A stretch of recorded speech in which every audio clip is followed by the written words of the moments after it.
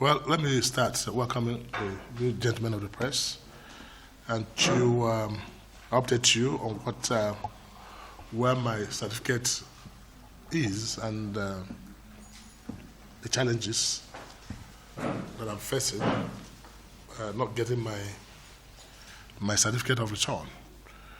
Last week, I wrote a letter to INEC officially for the first time myself, informing INEC about their wrongdoings and illegal actions taken by INEC to withhold my certificate on mere allegation of duress, which was never founded.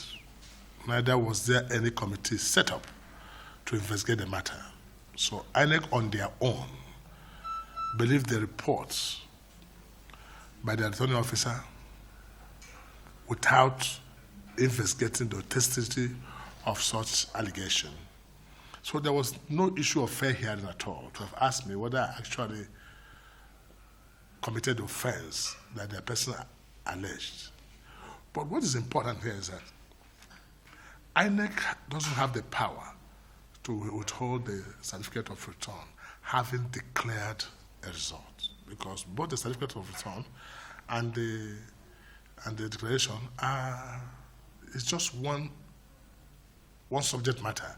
Just the other one is a ceremonial lesson, because the result has been declared. That's what, and some of the activities that have been taking place since the seizure of my certificate, it became obvious and that INEC chairman was up to a game with the chairman of APC, who are being used as the people to frustrate my coming to the Senate. And this is politically motivated. And I've given enough time that INEC might correct themselves and do what they needful and issue me my certificate of return. But all to no avail. So as to buttress the point more, even just after issuance of this letter to INEC, many things have happened within the week. For instance, INEC that made a submission to the tribunal in Owerri has gone back requesting I want to withdraw the submission they have made, because the submission they made was defending the declaration by INEC, which is normal that INEC ought to defend their declaration. But because that submission was seen to be in my favor, INEC has gone back to say that they will withdraw the submission, which is also out of time. Now, they went through an affidavit by the head of legal department, one Mr. Lekwa, who made a submission, had now gone back to say he wants to withdraw. And reliably, I was informed that he was under threat by one Festus Okorocha, who have threatened to sack him from INEC if he does not withdraw that. So there's a huge threat now going on in INEC to sack the gentleman for reason for not doing the wrong thing or being part of the script. And I'm sure, for some reason, they might have forgotten to inform him to do the wrong thing, because the gentleman, if they have informed him to do the wrong thing, he would have done that. So he went believing that he's defending INEC the normal way they should. So that's where it is. And Festus Okorocha, who is the publicity man, is a person being used as the hatchet man now to do this right now, in line with the game being played by national chairman and national chairman of APC. So that is exactly what is happening. And surprisingly, again, to also protest the point, the APC national chairman also have gone to Imo, the tribunal again, asking to withdraw the matter which APC had filed defending the victory of APC at the Senate. Just what INEC is doing is what APC is doing. So this helps you that both there's a game going on, and to do that. But my question is, I wonder what they will do with the certificate. If they don't give me the certificate, who will give it to? Maybe they will give it to Festus Okoye, because Festus Okoye is from my senatorial zone. Maybe they should give him the certificate. But what these gentlemen are doing is presenting INEC as a lying organization. And that is dangerous for our democracy. Because as it stands right now, the image of INEC is bastardized for this single act. And they're setting a very bad precedent. So what that means is that tomorrow, somebody can withhold the result of anybody because you don't like his face, or because if you feel he's going to politically challenge you in future. And so you do all that. And we're watching. But so it is rather something very, very, very, very, very, very funny to see this happening in our own time and generation. This is what's happening now is like what could happen in the primitive days. Not now, in this modern world. What image is INEC trying to portray to the rest of the world? And I don't think this is a good image for the show. INEC will come to me and say, listen, we don't want you to go for the Senate because our leaders have said to us that we must fight you. And if they say so, you don't have to go. Then they can negotiate that with me. I can say, okay, take the certificate and give it to whoever you want. But let the right thing be done. Am I having won the election? Having been declared by you? Now, you don't give him his results. And maybe you give him results sometimes after they have constituted the National Assembly. And then what does that mean?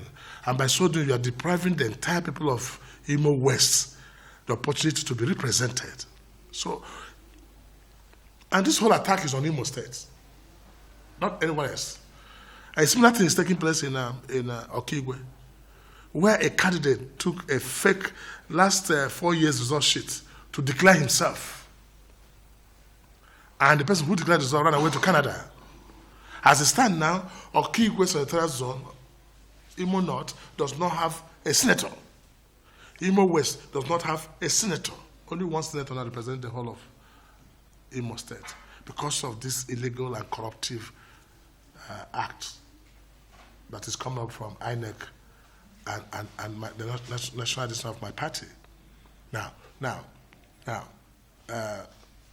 and if INEC were to be very serious, the gentleman who used fake result sheets should have been arraigned today. He should have been detained. He should have faced a criminal charge.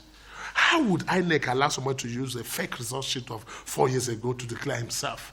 And the man has the audacity to go to court. And INEC is leading him to go to court so they can get it. All to fight Rochas. Because they felt he's my candidate.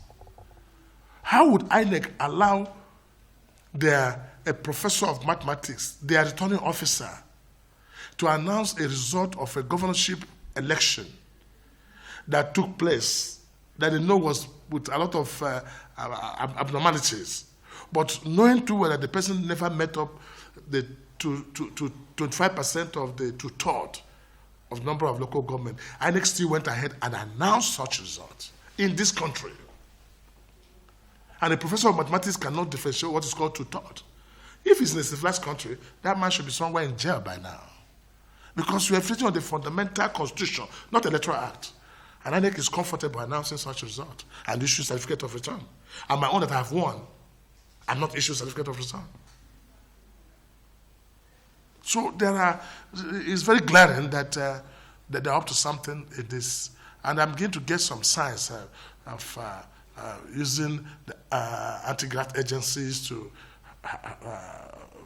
invite my people every second per second. So what kind of a nation are we that will allow this kind of thing happen at this time and everyone seems to be comfortable and keeping quiet about it? I think I call INEC as quickly as possible to make amends and get these things out there and finish with it as quickly as possible. So we can correct the battered image of INEC right now. Has INEC responded to the INEC?